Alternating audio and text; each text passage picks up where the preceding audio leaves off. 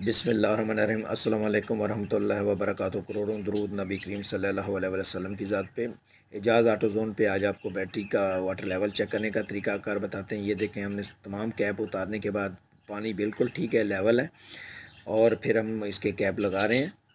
और ये देखें, बैटरी लेवल इसलिए चेक किया जाता है कि आपकी बैटरी बिल्कुल ठीक रहे और किसी किस्म का आपको स्टार्टिंग में प्रॉब्लम ना हो। और इसके अलावा साथ इसके आपने इसके टर्मिनल, ये दोनों टर्मिनल चेक करने हैं। इसके ऊपर किसी किस्म का क्रोइन तो नहीं है, कहीं कोई चीज़ तो नहीं है जिसकी वजह से करंट का फ्लो कम तो नहीं है।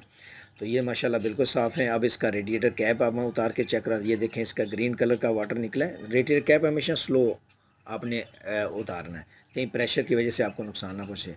ये देखें बिल्कुल ठीक है। रेडिएटर का कूलेंट लाजमी डलवाया करें, इससे वाटर जैकेट सेफ रहते हैं।